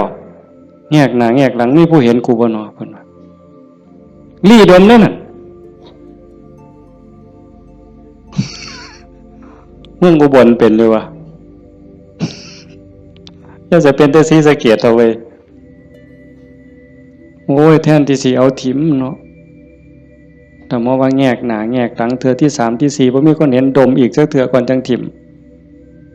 นั่นใส่ว่ามาของหอม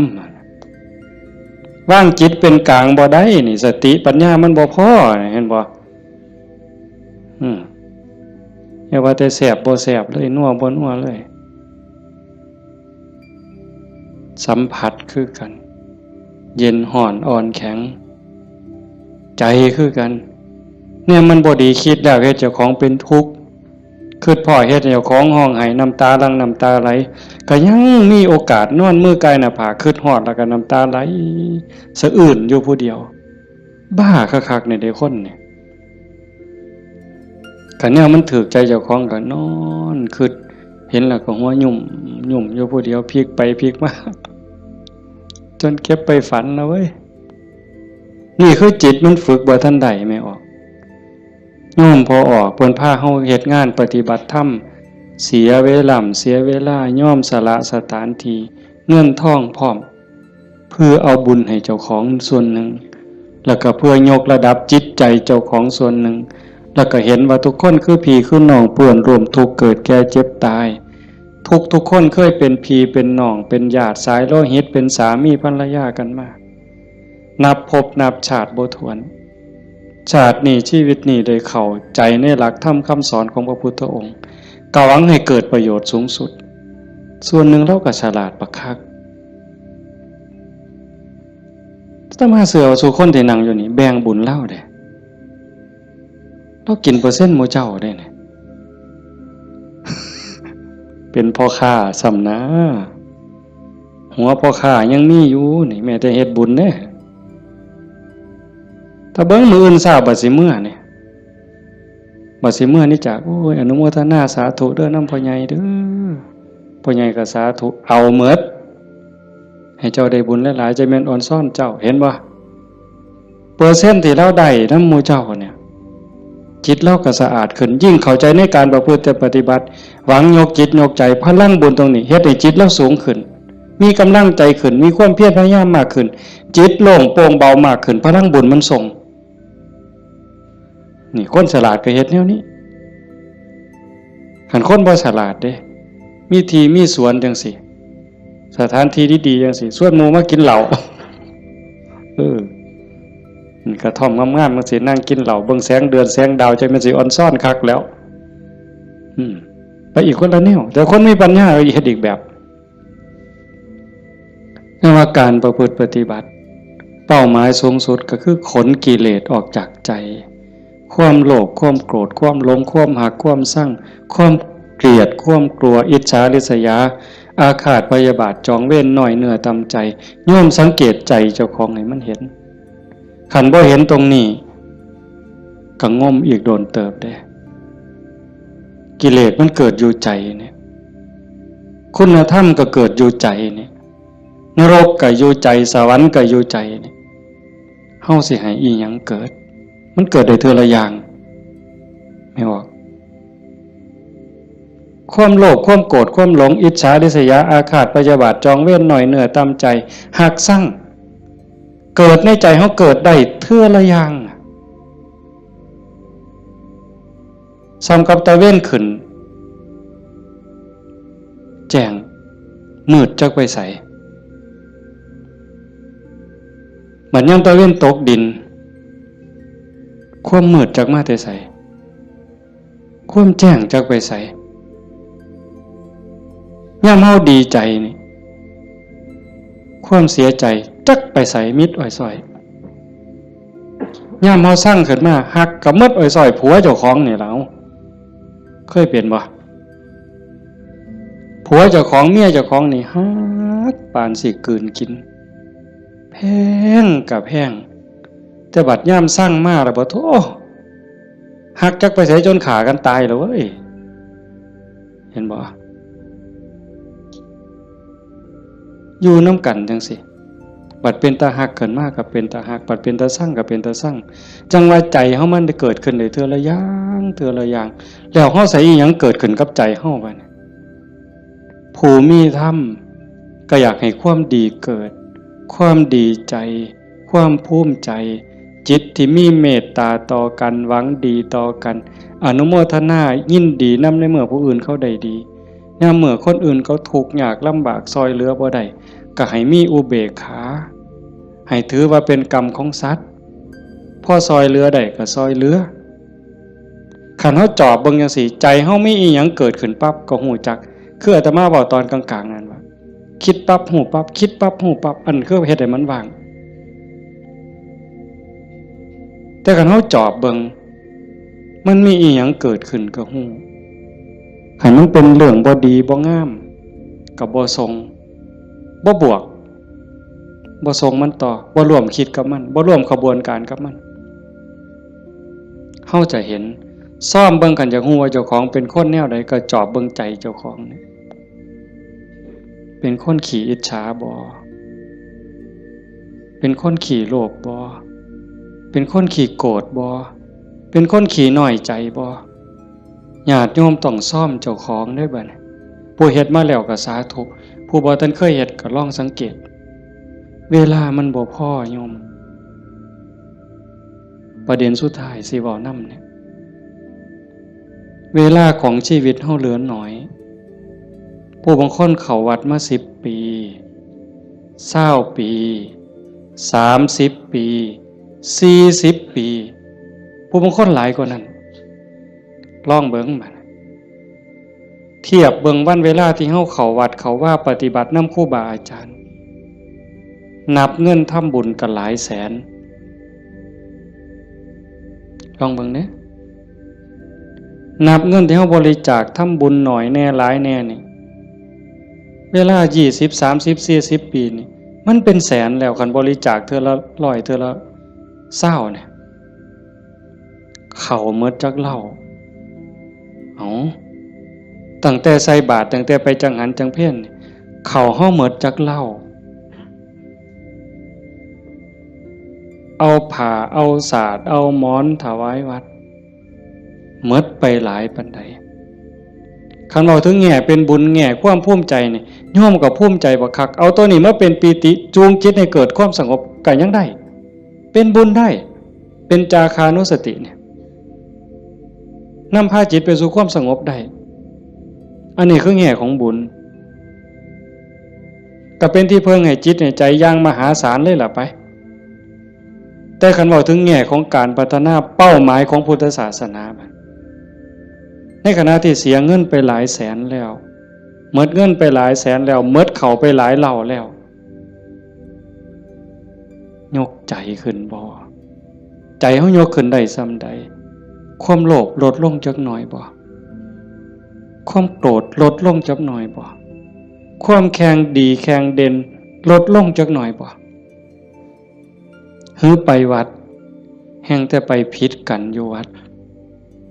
ขาดทุนได้นี่ครูบาอาจารย์มีสื่อมีเสียงลังเทื่อก็สิไปญาติกันเป็นที่หนึ่งมันมีอยู่เรื่อยเห็นอยู่หลายหมองโดยเฉพาะโยมฝ่ายอุบาสิกาเฮ็ดหยังก็อยากถวายหลวงพ่อ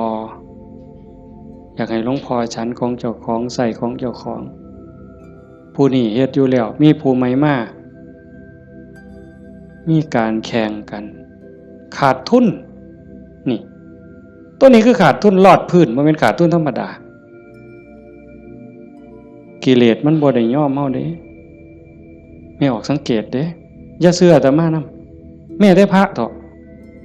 เพราะฉะนั้นหลวงปู่ชาบ่ได้ถีบพระดอกเนาะได้ไปหนวดหลวงปู่แล้วว่าเจ้าของคักหลวงปู่เพิ่นฮู้จักความคือเลยถีบเลยหงายหลังตึงยังจังได้คิดเห็นบ่นี่คือครูบาอาจารย์เพิ่นสอนให้เห็นจิตตัวนี้โยมคันบ่เห็นจิตตัวนี้นี่ง่วมซ่าอีกโดนเติบเยจิตตังสัญญเมสันติโมขันติมานะพันธนาถ้าบุคคลใดจะพึงตามดูจิตบุคคลผู้นั้นจะพ้นจากบ่วงแห่งมารคันเห็นใจตัวนี้นี่เขาต้องการความสะอาดแม่นบ่ต้องการความสะอาดต้องการความบริสุทธิ์แห่งจิตแห่งใจเนี่ยมันจะเห็นคันบ่จังซั่นเข้าข้างเจ้าของเสยเด้มันมาที่หลังมันสิมาใหญ่กว่าเฮาได้จังใดมันสิมาเป็นที่หนึ่งได้จังใดผิดกันวัดแตกเว้ยมีเด้แนวนี้ก็ได้ขาดทุนเสียเงินเสียทองหาคืนใหม่ได้เด้หาเงินแสนเฮาก็ยังมีโอกาสสิหาพ่อโยมหาเงินล้านยังมีโอกาสสิหาพ่อเสียหยังก็เสียได้แต่ว่าคันเสียเวลาเนี่ยเสียเลยเด้เสียเลยมีเงิน100 ล้านซื้อนาทีที่ผ่านไปกลับมาบ่ได้ซื้อนาฬิกาเลื่อนละแสนเลื่อนละล้านน่ะซื้อได้แต่ซื้อเวลาวินาทีเดียวก็ซื้อบ่ได้เฮาหายใจเข้าหายใจออกตอนนี้หมดแล้วก็หมดเลยบ่กลับคืนมาอายุเฮาก็หมดไปความตายก็ใกล้เข้ามาเวลาแห่งการเก็บเกี่ยวสัพพะธรรมเก็บกรรมบุญกุศลซักฟอกจิตใจให้สะอาดบริสุทธิ์มันหมดไปเรื่อยๆจังซั่นจังว่าเขาวัดเขาว่าประพฤติปฏิบัติขันบ่เข้าใจถึงสาระแก่นสารคำสอนของศาสนาเนี่ยบุญนั้นได้อยู่ดอกแต่มันบ่ทันปลอดภัยอย่างว่าพระพุทธเจ้าบ่ให้มาติดอยู่ที่บุญแต่เพิ่นให้เฮ็ดบุญให้สร้างบุญให้สร้างหลายๆแต่ว่าให้กายไปอีกสู่ความสะอาดบริสุทธิ์แห่งใจถ้ามันไปบ่ทันฮอดนั้นบ่ปลอดภัยเทวดาก็ตกสวรรค์ได้เห็นบ่จังซั่นจังว่าในเมื่อเฮามาสู่ขบวนการปานนี้โยมพอออกผู้เป็นเจ้าภาพก็ตั้งใจปานนี้เฮ็ดดีมาปานนี้ก้าวขึ้นไปอีกก้าวขึ้นไปนี้ก่อนวันเวลาของชีวิตมันสิหมดให้พยายามเฮ็ดใจให้เป็นกลางๆหูได้ยินจมูกได้กลิ่นลิ้นได้รสกายได้สัมผัสก็เฮ็ดใจให้เป็นกลางๆสิปฏิบัติกับสิ่งที่มากระทบจากตาเห็นจากหูได้ยินจากจมูกได้กลิ่นลิ้นได้รสกายสัมผัสก็เฮ็ดด้วยสติอย่าให้รู้สึกว่าหักอย่าให้รู้สึกว่าสั่งอย่าเฮ็ดด้วยความสั่งอย่าเฮ็ดด้วยความดีใจด้วยความเสียใจอย่าเฮ็ดด้วยความหักให้จิตเป็นกลางกันเด้จังสิขันเฮ็ดได้จังสิมันอ่อนซ่อนเจ้าของเด้อาตมาก็เฮ็ดบ่ทันได้ก็ยังพยายามอยู่ก็จังว่าส่วนญาติส่วนโยมเฮ็ดไปพร้อมๆกันคันบ่จังซั่นน่ะมันเสียเวลาเสียดายเจ้าของ30-40 ปี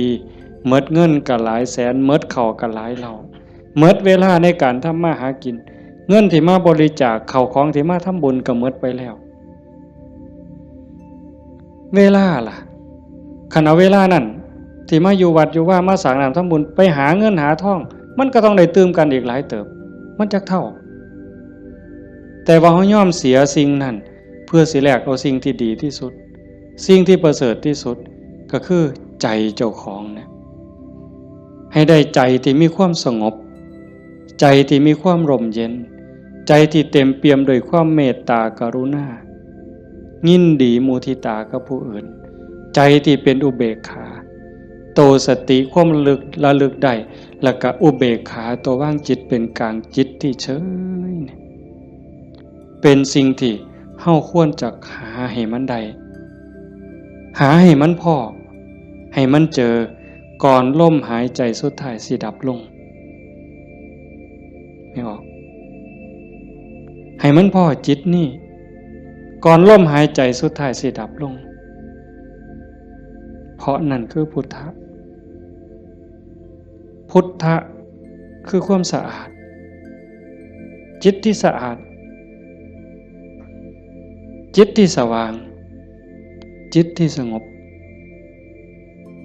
สะอาดจากหักจากสร้างจากดีใจจากเสียใจจากได้จากเสียจากบวกจากลบสว่างสวัยด้วยสติปัญญาหูเท่าท่านตามความเป็นจริงหักก็ตามสร้างก็ตามสรรเสริญนินทาก็ตามลาภยศสรรเสริญก็ตามสว่างตาโดยแสงไฟเพิ่นบอกสว่างใจโดยแสงธรรมบ่ยินดียินร้ายเห็นทุกสิ่งทุกอย่างเกิดขึ้นตั้งอยู่ดับไปอนิจจังทุกขังอนัตตากฎของแต่ละขอบงำสรรพสิ่งอยู่สะอาดสว่างสวัยด้วยสติปัญญาสงบนิ่ง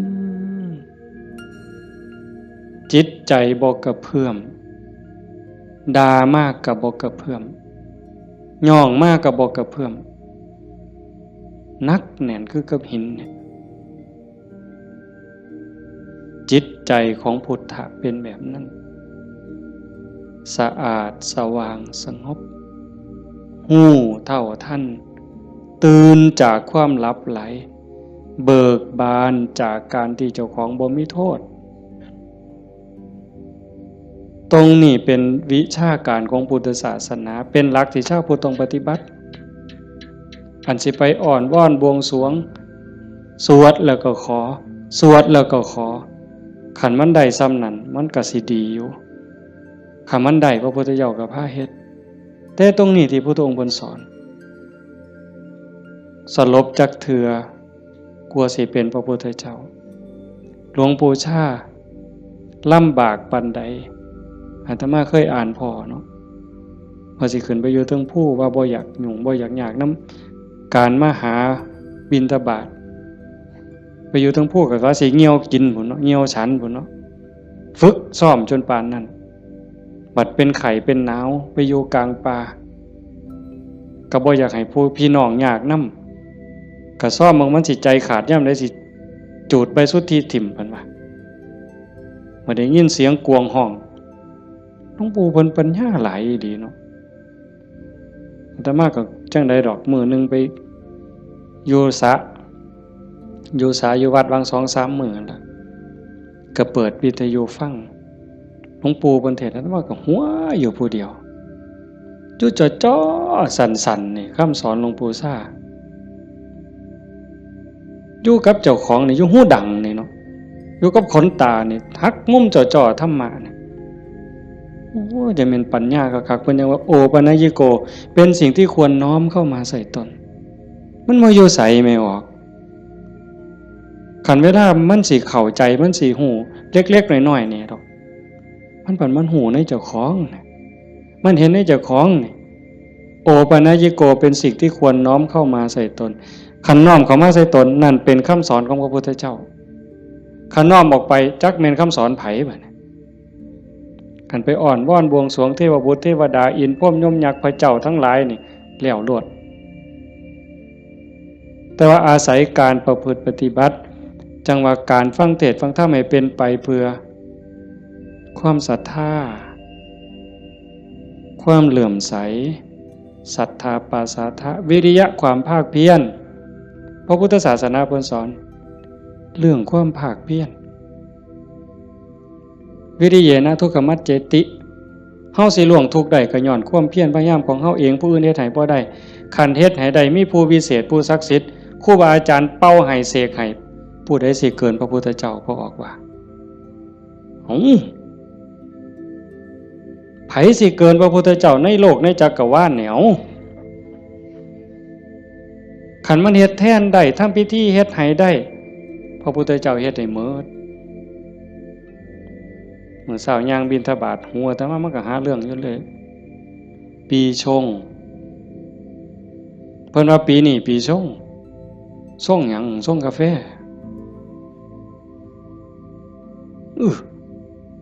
มันยากหยังกับปีกับเดือนน่ะเดี๋ยวนี้ปีชงเนี่ยเพิ่นนัดกันไปสวดมนต์สะเดาะเคราะห์มื้ออื่นทั้งศรีสะเกษพุ่นผู้ปีชงปีมะยังว่าไว้เฮาบ่เข้าใจปานใดดอกพากันไปสวดไปสะเดาะเคราะห์ไปต่อชะตาไผสิเกินพระพุทธเจ้าก็ลองเบิ่ง ขันมันเป็นจังสันมันเฮ็ดจังสันพระพุทธเจ้าเฮ็ดมื้ออันไม่ออกมาเฮ็ดนี่ก็ต้องเฮ็ดให้เจ้าของสะเดาะเคราะห์ก็แม่นต่อชะตาก็แม่นเสริมดวงก็แม่นโดยการตั้งสติให้มันฮู้จักอีหยังผิดอีหยังถูกอีหยังควรบ่ควรตรงนี้ตรงมันแม่นพุทธะต้องเฮ็ดแบบนี้เพี้ยนมาจากภพจากศาสตร์คันเฮาบ่มีเชื่อเก่าไม่ออกคันว่ามีเชื่อของนักบวชนักปฏิบัติเป็นเชื่อเป็นอย่างเป็นเผ่าเป็นพันธุ์ไว้ตั้งแต่อดีตเฮาบ่มีมือมาเฮ็ดจังซี่ในเมื่อเฮามีของเก่ามานำพามาสู่การเหตุการณ์ทำจังซี่มีกัลยาณมิตรพาเหตุพาทำให้ทุ่มเทเต็มที่ถือว่าโอกาสได้เกิดมาเป็นมนุษย์ได้พบพระพุทธศาสนามีสติปัญญาหูดีหูชั่วหูผิดหูถูกยังมีสติหูอยู่จังสิเฮ็ดเต็มที่ก่อนมันสิหมดเวลาแล้วอย่าคิดว่าเจ้าของซ่าเด้ไม่ออกญาติโยมอย่าคิดว่าเฮาสิเฮ็ดบ่ทันตราบใดลมหายใจยังมีอยู่สติสัมปชัญญะยังหูผิดหูถูกเพิ่นว่าเฮามีโอกาสจนลมหายใจสุดท้ายจนลมหายใจสุดท้ายยิ่งเฮาฟังเทศน์ฟังธรรมอยู่บ่อยๆอยู่ประจำบัดจนหอดเฮาเจ็บเฮาป่วยเฮาใจสิขาดสิล้มสิตายสิ่งที่เฮาฝึกมาตลอดชีวิตทบทวนมาตลอดชีวิตหอดเวลานั้นมันจะว่างแม่นบ่แม่นก็แล้วแต่สิว่างว่ามันเอาบ่ได้แล้วร่างกายบ่แม่นของเฮาสังขารบ่แม่นของเฮาสรรพสิ่งในโลกบ่แม่นของเฮาดินดอนตอนหญ้าบ่แม่นของเฮาแม้แต่สังขารร่างกายก็สิทิ่มอยู่ไว้ๆนี่ว่างเด้ปล่อยเด้ตัวอย่างที่อาตมาได้พบมาญาติธรรมวันที่9 พฤศจิกายนอาตมาว่าจะพาไปสวดมนต์ที่พระใหญ่อำเภอเขืองในเพิ่นนิมนต์ไปเทศน์ก็เลยประกาศชวนญาติชวนโยมไปญาติธรรมกลุ่มหนึ่งผู้เฒ่าหน่อยที่สุดก็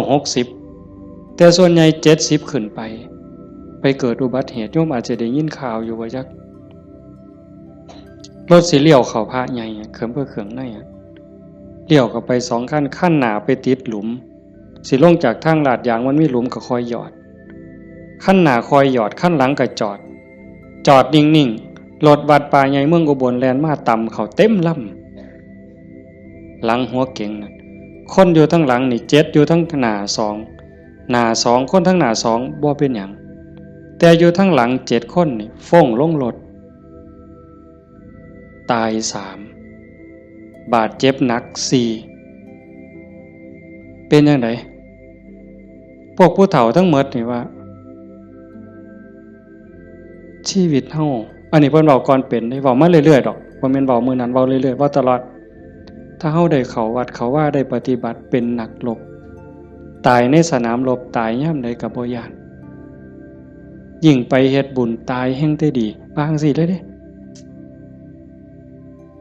ตายก็ตายไปแต่ว่าซุ่มยั่งนี่กระดูกโค้งหักแขนหักกระดูกสันหลังเคลื่อนกระดูกต้นข้อเคลื่อนขาหลุดโบกแม่นหมด2คนหนึ่งนี่หมอเขาว่าเป็นอัมพาตตลอดชีวิตซอยเหลือเจ้าของบ่ได้อาตมาก็ออกมาบ่ได้เทศน์จำสนอกได้ยินข่าวอาตมาไปนั่งลงปุ๊บก็เสียงหวอรถดังเลยพอได้ยินข่าวว่าเป็นญาติที่ทำก็แต่ตามเขามาโรงพยาบาลเขืองในพอแต่ไปหอดแม่ใหญ่นึงเขาก็ไปเขามาอุบลก็หลายแล้วแต่แม่ใหญ่นึงนอนอยู่ก็เจ็บแขนหัก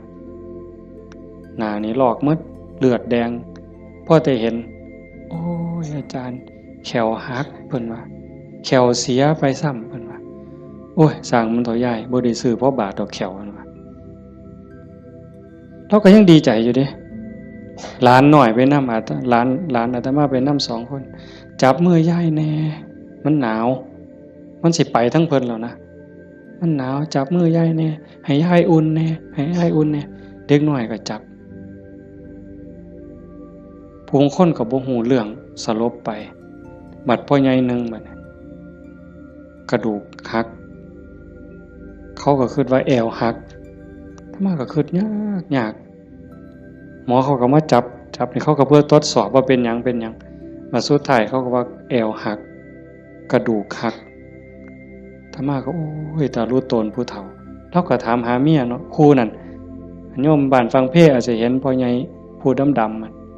เพิ่นสิเป็นครูแต่ธรรมาเอิ้นแต่เทวดาตาบ่เห็นห่วงดอกผู้เฒ่าขี่รถมาเกือบ20กิโลรถซาเล้งเพิ่นมานั่นเพิ่นก็ถามหาเมียเพิ่นอาตมาก็บ่ได้ปากดอกแต่หมอไปนำนั่นเพิ่นเว้าก่อนยายเพิ่นก็ถามหาตาอยู่จริงๆเขาไปอุบลตายก่อนหมู่ยายนั่นหมองหมอนเป็นตะเงิดหลายบัดน่ะอาตมาเยี่ยมอยู่โรงพยาบาลสรรพสิทธิ์ไปเยี่ยมเฒ่าผู้ชายหันก่อนโอ้ยอาจารย์บ่แม่นของเฮาจักอย่างเพิ่นว่าเด้บ่แม่นของเฮาจักอย่างบอกบ่ให้เจ็บมันก็เจ็บมันอยากเป็นหยังมันก็เป็นบ่แม่นของเฮาจังแม่นน้อเพิ่นว่าหลงว่าของเจ้าของมาตั้งโดนอันนี้ก็ตัวนึงหลังจากนั้นมาเยี่ยมแม่ใหญ่ผู้กระดูกข้อเคลื่อนกระดูกสันหลังเคลื่อนอันนี้หมอก็ว่าเป็นอัมพาตตลอดชีวิตบัดนี้ถ้ามาฮอดแล้วเว้าแม่ใหญ่นี่แล้วเว้าอีหลีน่ะเว้าแผ่วๆๆๆเสียงดังเว้าแต่กรรมฐานแล้วเว้าหยังดอกโอ้ยบ่ย้านจักหน่อยอาจารย์เพิ่นว่าลูกศิษย์อาจารย์ใหญ่วัดโน่นกุลมบ่ย้านเพิ่นว่านั่งสมาธิ6 ชั่วโมง9 ชั่วโมงสำบายตายก็ดีมันสิได้เศร้าเจ็บเศร้ามีแห้งเพิ่นว่าแต่ว่าเราหลับไปยามใดวึบไปยามใดเราว่าขาวอักลากนี่มองเราอุ่นคือมันสิใจขาดหลับไปยามใดปุ๊บสิคนใส่ชุดขาวเต็มอยู่ตลอดนี่คือนิมิตดีเด้คันตายในขณะนี้นี่สวรรค์เขาเอาเราไปแท้แต่ว่าเราปฏิบัติตลอดที่จริงเขาให้เราอยู่ห้องผู้เดียวเป็นห้องอันตรายแล้วพอนะโอ้ยดีแห้งอาจารย์เขาให้อยู่ผู้เดียวบ่มีผู้ใดมากวนปฏิบัติภาวนาเมิดขึ้นเพิ่นว่าอันบ่ฮู้ทิพย์เด้นั่นเจ้าของนั่นอันตรายที่สุดเพิ่นว่าเพิ่นสำบายบ่มีผู้ใดมากวนเพิ่นนั่นบัดเอาไปเอามาภาวนาตลอดอยู่โรงพยาบาลตลอดย่างได้ซุมื้อหมอว่าสิเป็นอัมพาตตลอดทั้ง2เท่านี่ตลอดชีวิตเลยซอยเหลือตัวเองบ่ได้แท้เดี๋ยวนี้ย่างได้ทั้ง2คนเห็นบ่มองอัศจรรย์หลายพอใหญ่เข็มนี่แม่ใหญ่ต้องค้ำเมียตายพ่อใหญ่ต้องเข็มพ่อใหญ่เข็มนี่คือทรมานตอนนี้ก็ย่างแล้วโยมแม่ใหญ่สวัสดิ์น้องสาวนั่นตายแล้วอีกผู้นึงธรรมะจือบ่ได้ตายบ่เอาเรื่องกับรถถือว่าเป็นกรรมเป็นเวรเป็นสิ่งที่เกี่ยวเนื่องกันมาใครแม่นเฮาสิว่าแนวใดมองอาตมาเงิดอ่อนซ่อนใจคนน่ะขอบ3ครอบครัวนี่ผู้นึงเจ็บสาหัสผู้นึงตายนี่บ่เอาเรื่องกับรถบ่เอาเรื่องกับครูกรณีถือว่าเป็นเรื่องของบาปของบุญเป็นเรื่องของวัฏสงสารให้แล้วต่อกันเขาก็บ่อยากมาซ่อนเขาก็บ่อยากพาเฮาไปตายนี่มองว่าคุณภาพของธรรมะมองเข้าใจธรรมะมันเฮ็ดใจได้ขนาดนั้นคักบ่มื้อนี้แม่ใหญ่นึงผู้เตรียมเนี่ยเผาไปวาง 2-3 มื้ออายุ89 ปี7 เดือนผู้หญิงเด้เลี้ยงลูกเมียใหม่ผัวเพิ่นไปมีเมียใหม่เพิ่นบ่เครียดเมียใหม่ออกลูกเพิ่นเอามาเลี้ยงพร้อมเอาไม่ออกเฮ็ดได้บ่ นี่คือน้ำใจคนนะแม่ใหญ่นี่เราปฏิบัติธรรมอยู่นำครูบาอาจารย์มาตลอดลูกเราดีหมดทุกคนเป็นหมอ2เป็นครูผู้หนึ่งเป็นเจ้าหน้าก็มีอยู่2คนแต่ว่าหม่องอัศจรรย์คือเราปฏิบัติตลอดโยมไม่ออกสวดปาติโมกข์ได้ที่พระเพิ่นลงปาติโมกข์นี่แม่ใหญ่น่ะเราสวดได้อาตมาสวดบ่ได้หม่องเป็นตะงึดหลายแต่ว่าเราตกศาลาเทื่อนึงย่างจงกรมมันมืดตกศาลาสมัยก่อนนั่นขาหักว่าซั่นเห็นบ่บัดมื้ออาตมาสิไปเยี่ยมอาตมาไปเทศน์ฟังทั้งครูขันก็เลยว่าสิกายไปทางนั้นลูกชายเพิ่น ว่าบ้านอยู่ทั้งนั้นก็เลยพาไปเยี่ยมลูกชายก็บอกว่าอาจารย์สิมาเยี่ยมแล้วลูกบ่ได้ตลอดแต่ว่าสติเราดีเด้เพราะแต่ว่าอาตมาสิไปเสียงรถเขาไปจอดแล้วลุกขึ้นมานั่งพอแต่มาไปนั่งลงแล้วก็กราบได้เท่าเดียวดอกก็นอนมันวิ่นหัวปานนั้นเราก็เว้าธรรมะโต้ตอบได้ทุกเรื่องสติบ่ขาดลูกหลานจักว่าเท่าใดมาเต็มเฮือนแล้วจำได้ฮอดซุมบ่นุ่งผ้าว่ามันชื่อหยังนิสัยมันดื้อบ่ดื้อแล้วฮู้ผู้นี่หมองลูกหลานไว้ย่าย่ายอยู่อีกเด้อโอ้ยมันทุกข์มันยากบ่อยู่ดอกอยู่น้ำหลานอีกแน่อยู่โดนแล้วผู้นี่มัดมือสิใจขาดหลานผู้เรียนอยู่จุฬากำลังขึ้นรถลูกชายว่าย่าถ่าหลานเนี่ยเด้อหลานกำลังขึ้นรถโอ้ยถ่าบ่ถ่ามันก็บ่แม่นแม่วะแล้วว่าเป็นเรื่องของเพิ่นว่าเห็นบ่เป็นเรื่องของเพิ่นบ่แม่นเรื่องของย่าหมองคักหลายว่าแล้วตายนั่นแล้วนอนแต่แข้งข้างขวาเลียนแบบพระพุทธเจ้าเลยสติจำได้มือสิตายแล้วกินข้าว3เทื่อได้กินข้าวปกติเว้าได้ปกติเพียงแต่ว่านอนไปแล้วก็มาหลับเอาตอนมาดับไปตอนตี 4คนตายลูกนี่เป็นหมอ2แล้วก็หลานเป็นหมออีกผู้นึงมันบ่เข้าในทฤษฎีอะโยมพวกนี้อยู่นำคนตายมาตลอดลูกหลานสาวอยู่ห้องชันสูตรพลิกศพพร้อมคนตายเขาพิสูจน์ว่ามันจะเย็นไม่ไงนี่แล้วอุ่นบัดเนี่ยตายไปแล้วจากตี 4กว่าๆจนฮอด 5 โมงเช้าเอาเขาลงแล้วยังอุ่นอยู่แต่เฮ็ดจังได๋บ่ได้เพิ่นก็ลูกชายเพิ่นก็โทรมาถามอาจารย์สิว่าแนวใดแต่มาเลยว่าบ่ต้องฉีดยาเด้อสิฟื้นหรือบ่ฟื้นเฮาบ่คิดดอกแต่ว่าบ่ต้องฉีดยาก็บ่ฉีดอยู่จักมือหลายมือเติบ4-5 คืนพุ่นล่ะแต่มาก็บ่เจอบัดฮอดมื้อสิเผาบัดเนี่ยลูกชายเพิ่นก็โทรมาถามประมาณ3 โมงกว่าเนี่ยอาจารย์เฮ็ดจังได๋บัดเทื่อเปิดโลงออกมานี่หาแม่ยังอุ่นอยู่คือเก่าเนี่ยสิเฮ็ดแนวใดเพิ่นว่าโอ้อาตมาก็บอกบ่ถูกดอกโยมไขเบิ่งซะก่อนว่าซั่นแต่ว่าใส่เพิ่นใส่ตู้โรงเย็นอยู่แต่มันเย็นทั้งหลังนะอาตมาก็เลยว่าเอากันจัก 4 โมงก็จังถอดปลั๊กออกเบิ่งเด้อถอดปลั๊กออกเบิ่งเพื่อให้มันปรับสภาพเพราะว่าตัวเย็นนี่มันอาจจะเป็นจากเครื่องใส่ไฟฟ้าหอดประมาณเฮาจะออกประมาณบ่ายโมงก็หากะลามันอุ่นมันยังอยู่ก็จังว่ากันอีกเทื่อนึงบัดสุดท้ายก็แม่นหมดอยู่ดอกเพิ่นว่าอาจารย์ประมาณเที่ยงนี่เพิ่นโทรมาก็บ่เย็นปานใดแต่ว่าย้ายบ่แข็งเพิ่นว่าเย็นอยู่แต่ว่ามันบ่แข็งคือทั่วไปคันจังซี่ก็หมดไปตามธรรมชาติก็เฮ็ดไปเด้อคือที่เว้าให้โยมฟังนี่หมายความว่าอย่าให้เราปฏิบัติมาตลอดจิตใจเราดีแล้วงามบ่เคยด่าไผจักเทื่อลูกว่า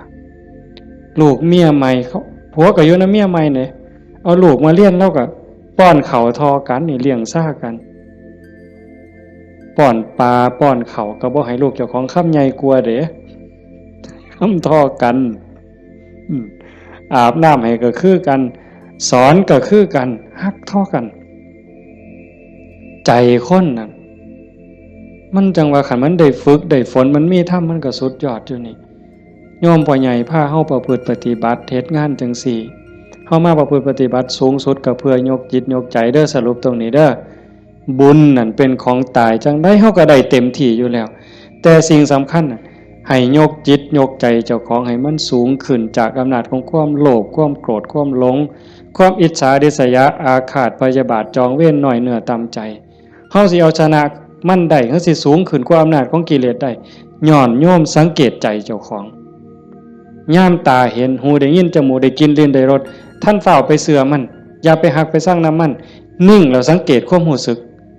สังเกตความคิดสังเกตความรู้สึกถ้ามันเอียงไปทั้งโลภหลายก็บอกว่าเจ้าของนั้นขี้โลภหลายอยู่ค่อยถอนออกหัดบริจาคหัดแบ่งหัดปันถ้ามันโกรธหลายเห็นอันใดผิดหูผิดตาแล้วงุดงิดห้นหวยขึ้นเป็นตาสร้างขึ้นมาหูจากมันปรับแล้วก็หูจากเมตตาเขาก็คือเฮานั่นล่ะเขาบ่ทันหูเขาจึงเป็นจังซั่นหูจักให้อภัยฝึกไปคอยยกระดับดวงจิตขึ้นมาให้เข้าใจว่าพระพุทธเจ้าบ่ได้สอนให้เฮาทุกข์พระพุทธศาสนาสอนให้เฮาพ้นทุกข์โกรธก็คือทุกข์โลภก็คือทุกข์หลงก็คือทุกข์เป็นเหตุให้ทุกข์เฮาก็ต้องดับเหตุมันเฮ็ดให้จิตใจเป็นกลางๆฮักผู้อื่นคือฮักเจ้าของหวังดีต่อผู้อื่นคือหวังดีต่อเจ้าของนั่นจิตใจเฮาจะดีขึ้นงามขึ้นมื้อนี้สมควรแก่การเวลาใส่เวลามาหลายเติบชั่วโมงหนึ่งกับ40กว่านาทีเนาะสมควรแก่การเวลาท้ายที่สุดก็ขออนุโมทนาสาธุกับญาติโยมผู้เป็นเจ้าภาพผู้เป็นเจ้าของสถานที่และก็ญาติธรรมที่มาจากที่ไกลมาร่วมประพฤติปฏิบัติบำเพ็ญบุญบำเพ็ญกุศลยกระดับดวงจิตดวงใจของเจ้าของให้สูงขึ้นงามขึ้นท้ายที่สุดก็ขออาราธนาอ้างอิงเอาอำนาจแห่งคุณพระศรีรัตนตรัยคุณของพระพุทธเจ้าพระธรรมพระสงฆ์และอำนาจแห่งบุญกุศลคุณงามความดีที่มีทั้งหมดทั้งมวลในสากลและจักรวาลจงหลอมร่วมเป็นตบะเป็นเดชะเป็นพลวะปัจจัยอำนวยหนุนส่งให้ญาติโยมสุขสุขคนจงเป็นผู้แกล้วกล้าอาจหาญร่าเริงในการสร้างบุญสร้างกุศลสร้างคุณงามความดีให้ยิ่งขึ้นไปให้เป็นผู้เจริญงอกงามในจตุรพิธพรชัยคืออายุวรรณะสุขภาละปฏิภาณธรรมสารสมบัติให้เป็นผู้มีสัมมาทิฏฐิมีโอกาสประพฤติธรรมปฏิบัติธรรมให้ได้เข้าถึงธรรมที่บ่ทันได้เข้าถึงได้หูแจ้งธรรมที่บ่ทันได้หูแจ้งจนสามารถนำตนให้พ้นทุกข์ปรารถนาสิ่งหนึ่งประการใดหากเป็นไปโดยชอบประกอบโดยธรรมก็ขอให้ความหวังความปรารถนานั้นจงสำเร็จทุกๆประการมีความสุขกายสุขใจโดยทั่วกันทุกท่านทุกคนเทอญ